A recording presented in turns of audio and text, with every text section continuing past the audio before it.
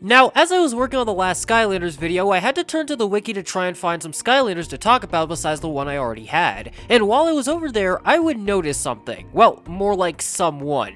And that someone was Chompy Mage. Now, out of all the Sensei villains I talked about, well, besides Chaos for obvious reasons, because holy hell, there is so much going on with him, Chompy Mage has always been a weird oddity when it comes to this specific group of Skylanders. He's technically one of the first Doom Raiders we actually meet before the Doom Raiders even become a concept itself within the franchise. So after taking a look at him and doing a bit of research and everything, I realized that Chompy Mage might be one of the weirdest characters within the Doom Raiders due to how much stuff is going on with him. This is because Chompy Mage and other mages like him, because don't worry, we'll get into that, have been a massive part of this franchise before he even became a Skylander, which means there is probably a ton of history to go with him.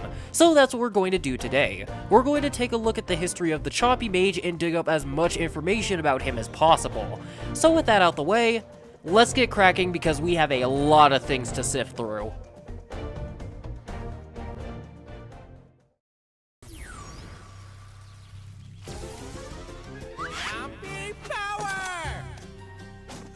Now, before we hop into the Chompy Mage's backstory fully, I'd just like to bring up the surprising lack of a development history. I honestly thought that out of all the Skylanders that I had to cover, Chompy Mage would be the one that has a development history, but for some reason, I can't really find anything, or at least anything that's public, which is pretty crazy due to how much of a presence he actually has within Skylanders as a franchise. So with that out the way, let's get into his history before the games. Now, when it comes to his creation, according to his puppet, he was born from a Chompy pod, but for a lot of different reasons, we know that this is most likely to be untrue since he isn't a Chompy, he needs a spell to become a Chompy, and he has a canonical brother, and I'm pretty sure that half of you already know who this is. Yeah, apparently the Chompy Mage and the Sheep Mage looking the same isn't just a joke since he stated to be his brother in the 2015 annual, and I know this sounds weird to those who know about the former's history, but don't worry, we'll get into that in a second. Chompy Mage was then raised by the Chompies, which led to him becoming the weird character that we know as today.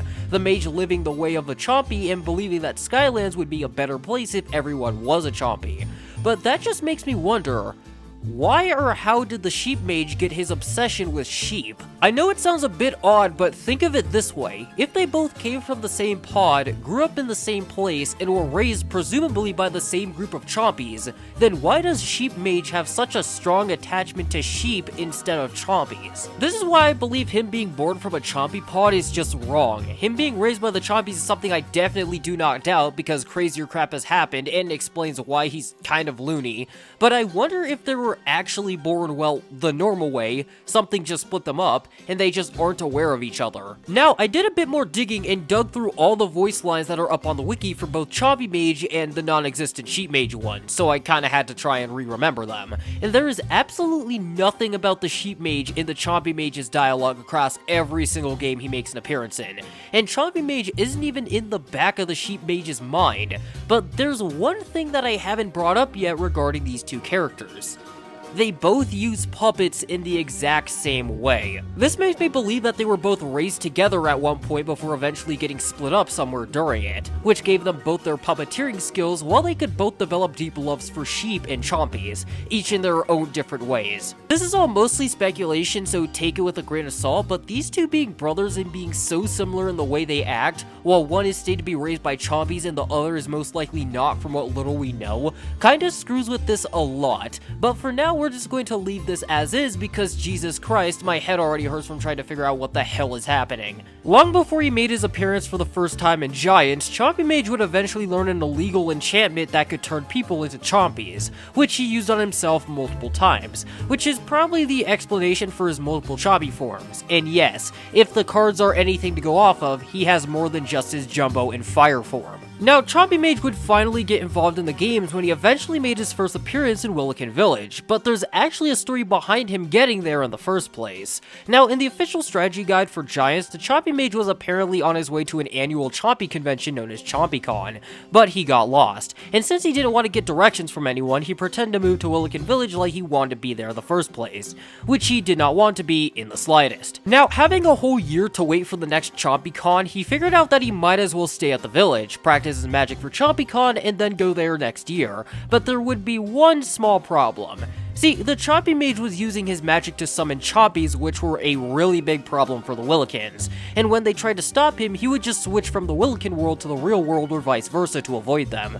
So when Flynn and the Skylanders showed up in Willikin Village, they not only helped them repair their ship, but they also asked them to get rid of the Chompy Mage, who was intentionally or unintentionally wreaking havoc on the poor little town. When the Skylanders confronted the Chompy Mage in his Jumbo form, however, he de-transformed just to say in his own words, "Hello, I am the Chompy Mage, and you aren't a Chompy, so I don't like you." He would then engage the Skylanders in combat, and with the help of a Willikin girl named Seraphina, he was promptly defeated by them, before this happens and he disappears. And even though we don't see him for the rest of the story mode, this isn't the last time we see him in Giants. I'm not exactly sure how canon this is, but during the end credits, he gets a chance to talk to Flynn. But as we all know, this isn't where things stop. Due to the fact that Chompy Mage had forbidden magic, he was captured sometime after Giants and locked away in Cloudcracker Prison, where he would meet the Doom Raiders. Now, when he met them, the Doom Raiders thought that he was a loony nutcase, which he may or may not be, but they would soon discover that Chompy Mage had the ability to see through the eyes of any Chompy within Skylands. Realizing how much of an asset he would be, not only for stealth, but for elections, I'm not making that up either, it is specifically brought up in his bio for Trap Team, they made him one of their official members. But things do not end here. When Chaos broke them out of Cloudcracker Prison, the Golden Queen would send him out to hunt down all the Traptanium he could so they could use it for her ultimate weapon. But while he was at Chompy Mountain, he would encounter the Skylanders once again. He would try to stop them from his hot air balloon using its cannons, but they would fight them off with a cannon of their own and force him to retreat within the mountain. And after the Skylanders pursue him and rescue some members of the Mobby Defense Force, he would be confronted by them once again on top of the mountain and lose again, subsequently getting himself captured. He would then make an appearance in Superchargers Racing Mode where he had his own vehicle called the Chompy Buster, which he would also use in his own comic called Chomped, where he would face off against Spyro and Spitfire. And once all of that was over, he would be given the library choice like all the other Doom Raiders and take it, rearranging books for almost 2 years and testing all the patience that he had along with the other Doom Raiders. During this time, he would also learn how to use a bazooka and soon take up the weapon, which he was surprisingly naturally good at,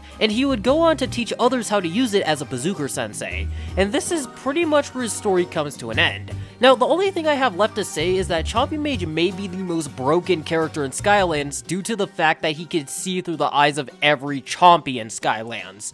And that election comment means he could control them as well, which means he has a literal army at his beck and call, which is made of billions. The amount of recon this one character can do is utterly maddening the more you think about it. But with all of that said and done, I think that this is a good stopping point for this video. Before I go, I like to apologize for not going in depth on the book that he makes an appearance in because, well, I am literally finishing the script the day I'm recording this. But with all of that said and done, I'd like to thank you for watching once again. Like always, hit the subscribe button if you enjoy content like this, share this around so I can grow as a channel, check out the Return to Skylands series along with the music and other videos down in the description below, and I will see you all in the next one.